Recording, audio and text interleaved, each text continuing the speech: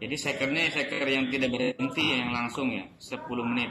Identifikasi itu udah pasti untuk hasil yang positif, yang diduga ada bakteri patogennya. Nah, saat ini kan ada dua metode, konvensional dan otomatis. Konvensional menggunakan media, menggunakan biochemical, gula-gula, dan menggunakan latex. Kalau menggunakan ELISA dan PCR. Konfirmasi sebenarnya cukup banyak. Nah, cuman saya akan infokan 5 produk ini dulu, terutama di 4 produk ke atas. Jadi yang pertama Rep ID System, teman-teman kan udah tahu lah ya Rep ID seperti apa. Jadi merupakan reagen untuk konfirmasi dengan metode mini biochemical.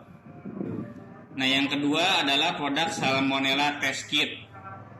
Jadi produk ini untuk uji konfirmasi juga, khusus untuk Salmonella spesies. Semua Salmonella bisa diuji, dikonfirmasi. Metode yang digunakan menggunakan metode agglutinating. Yang ketiga ada E. coli O157.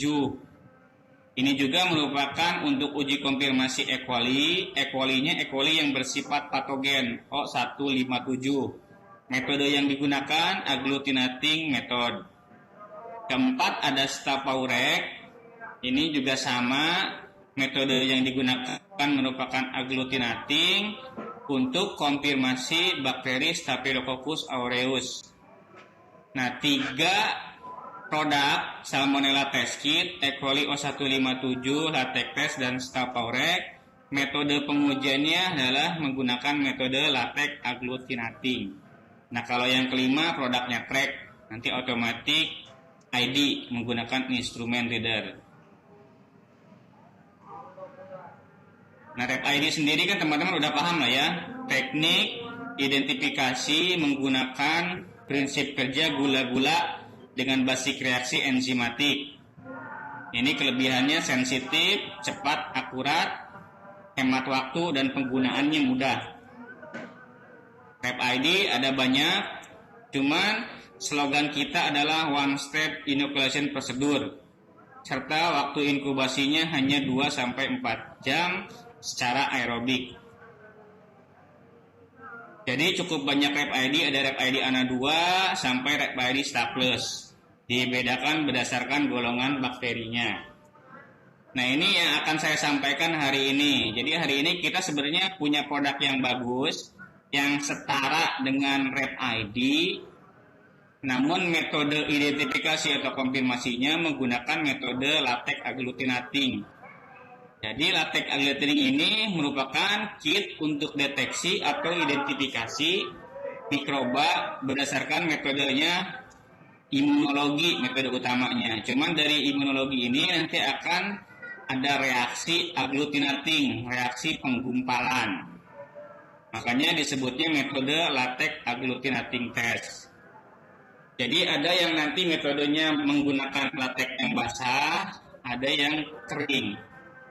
Nah, kitnya ini ready to use. Teman-teman tidak perlu menggunakan apa-apa lagi, hanya tinggal ambil koloni digoreskan ke tempat yang sudah disediakan, tetes reagen, terjadi penggumpalan, udah selesai gitu. Sehingga benefitnya simple di menggunakannya. Jadi penggunaannya tidak perlu inkubasi, tidak perlu alat-alat lain lagi, tidak perlu pipet. Jadi hanya perlu mengambil koloni, bisa menggunakan ose, bisa menggunakan tusuk gigi, nanti digoreskan ke tempat yang sudah disediakan, atau bisa juga objek gelas, tetes reagen, nanti digoyang-goyang. Kalau terjadi penggumpalan berarti positif. Itu hasilnya juga cepat-cepat. Goyang-goyangkannya tidak perlu lama, hanya cukup 20 detik, tidak sampai 1 menit. Dan ini sudah di-approve oleh FDA.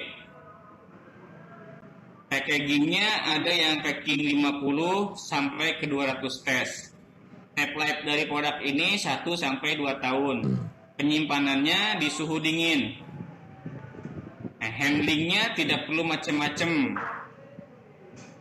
Tidak perlu dispensi, tidak perlu pipetan, dan yang paling penting lagi sangat minimal kontaminasi. Nah, sehingga Red Oxoid Latex agglutinin test ini 3.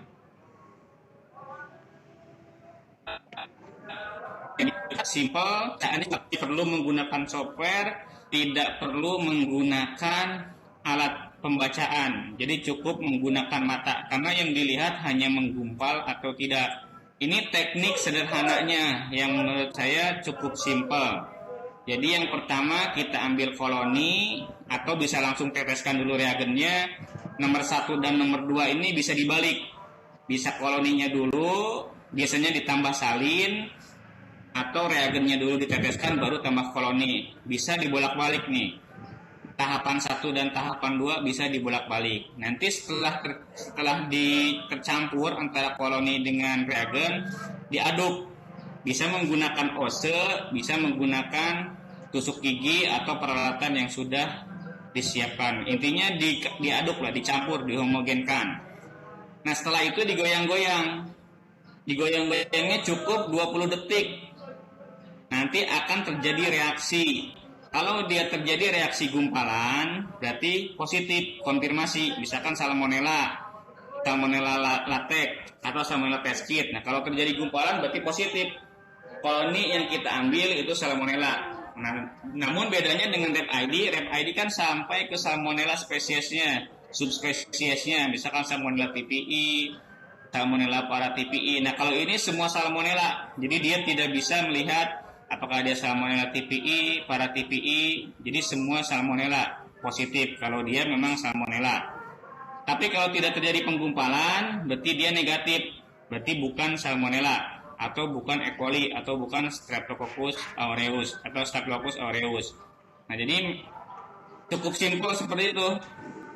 Ini contoh hasil negatifnya, benar-benar clear, bening, dan ini hasil positifnya. Hasil positif itu yang nomor 2, akan terjadi gumpalan-gumpalan kayak serbuk, kayak pasir. Nanti di reagen yang udah plus koloninya atau plus sampelnya.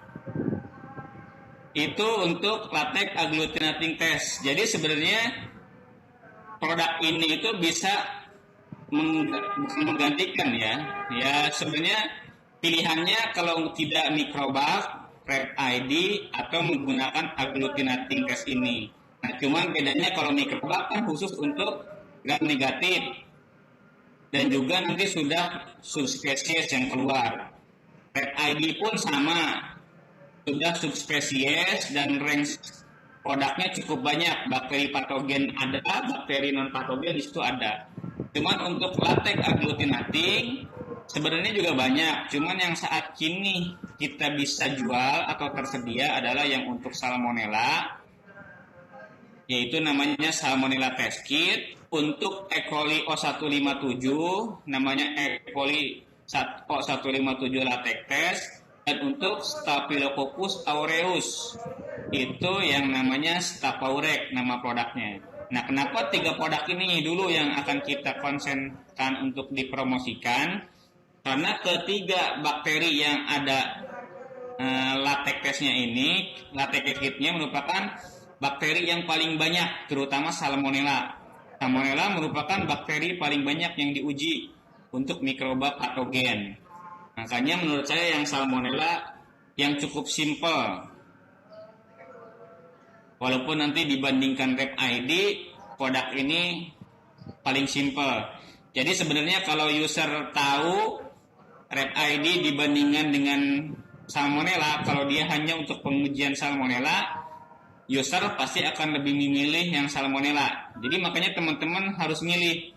User itu perlunya pengujiannya apakah untuk gram negatif, oksidasi negatif, di dalamnya termasuk Salmonella, E. coli, coliform, atau hanya untuk Salmonella. Jadi kalau hanya untuk Salmonella, menurut saya yang paling bagus tawarkan Salmonella test kit. Begitupun untuk Staphylococcus. Kalau dia hanya butuh untuk Staphylococcus aureus, paling bagus ditawarkan Stapaurek.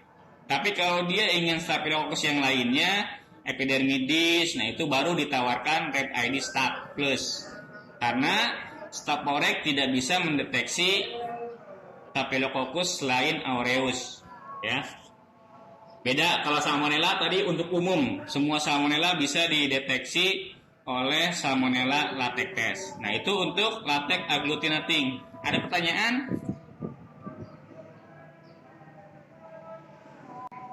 Jadi kalau ya, halo, siapa yang mau nanya? Belum ada, Pak. Ada.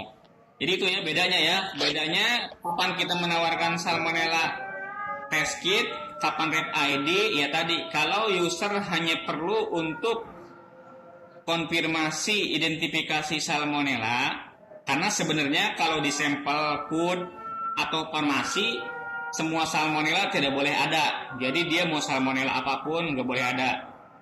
Makanya menurut saya paling cocok dan kemungkinan besar user tertarik itu menggunakan Salmonella test kit. Tapi kalau dia mau sekalian untuk E. coli-nya, ya memang yang kita tawarkan yang Rep ID. Karena Rep ID 1 selain untuk Salmonella juga bisa untuk E. coli. Nah, produk yang selanjutnya yang menurut saya bisa dipasarkan adalah Chromogenic Coliform Agar. Katalognya CM1205. Nah, sebenarnya produk ini itu sama dengan Brilliant E. coli Coliform Selective Agar.